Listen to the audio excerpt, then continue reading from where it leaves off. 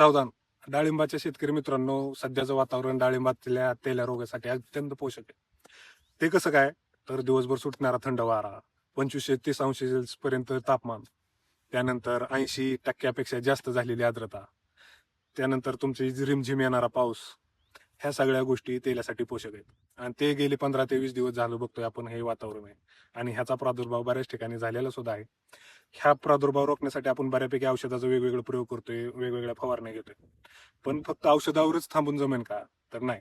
त्याच्यासाठी आपल्याला बी काही गोष्टी आणि काही स्ट्रॅटर्जी चेंज केल्या पाहिजेत बागेसाठी. जे काही एकात्मिक म्हणून आपण विचार करू शकतो.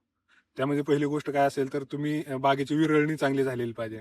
जेणेकरून त्यात हवा खेळती राहील, त्याच्यावर सूर्यप्रकाश चांगला पडेल. त्यानंतरची गोष्ट असेल तर तुमचं पाणी नियोजन. आभाळ येतंय, रिमझिम पाऊस येतोय म्हणून पाणी कमी देणं किंवा जास्त देणं हे सुद्धा तुमच्या तेल्या रोगासाठी पोषक ठरणार आहे. त्यामुळं वापसा कंडिशनवर पाणी देणं सुद्धा खूप महत्वाचं आहे. त्यानंतर पाणी देत असतानाच जमिनीत आपण पाहतोय तर काही ठिकाणी निमॅटोडचं प्रमाण आहे जास्त मुळीला, काही ठिकाणी मुळकुज आहे, काही ठिकाणी मुळीच चालत नाही जास्त पाण्यामुळं.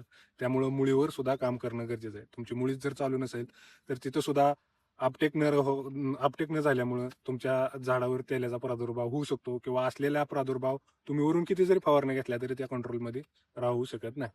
त्यानंतर अजून एक पुढली गोष्ट असेल कुठली, तर ती म्हणजे तुम्ही तुमच्या बागेत जर तेलसदृश्य फळं असतील, त्याचं फांद्या असतील तर ते तुम्ही काढून बाहेर टाकल्या पाहिजे, त्याचा विल्हेवाट लावला पाहिजे. ते तसं झाडात ठेवून किंवा बागेतच टाकून त्याच्यामुळे बी तुमच्या बागेत तेल वाढू शकतो. त्यानंतरची पुढली स्टेज कुठली असेल तर आपण जे न्यूट्रिशन देतोय त्यावर सुद्धा व्यवस्थित काम करणं गरजेचं आहे. जर आपलं न्यूट्रिशनच बॅलन्स नसेल तर वरती आपण किती भारीतल्या फवारण्या घेतल्या आणि कुठल्या स्टेजला काय केलं तर त्याचा परिणाम काही जाणवणार नाही. त्यासाठी अशा वातावरणात, ढगाळ वातावरणात नत्राची मात्रा कमी केली पाहिजे. पोटॅश, कॅल्शियम सारखं अन्नद्रव्य झाडाला संतुलित प्रमाणात दिलं पाहिजे. त्यानंतरच्या गोष्टी असेल, आपलं मायक्रोन्यूट्रियनच्या जर डिफिशियन्सी असेल तर ती डिफिशियन्सी कशी भरून निघेल याच्यावर सुद्धा काम करणं गरजेचं आहे. फक्त औषध मारून तेल्या कंट्रोल होणार नाही. कारण गेले 25 दिवस झालं हे जे वातावरण तुम्ही पाहताय, 25 अंश सेल्सिअस टेम्परेचर, त्यानंतर थंड वारा, रोज झिमझिम येणारा पाऊस, 80-85 पेक्षा जास्त आर्द्रता, ही तर तेलाला पोषकच असते. त्यामुळं औषधं वरून घेतणारी औषधं जर काम करायची असतील किंवा त्याचं चांगले रिझल्ट घ्यायचे असतील तर पाणी नियोजन, तुमचं हवा खेळती राहणं तुमच्या बागेत हे महत्वाचं आहे. मुळी चालू राहणं महत्वाचं आहे. त्यानंतर तुमचं न्यूट्रिशन, बागेला न्यूट्रिशन किती चांगल्या प्रमाणात देता ह्या गोष्टी तितक्याच महत्वाच्या आहेत औषधाबरोबर.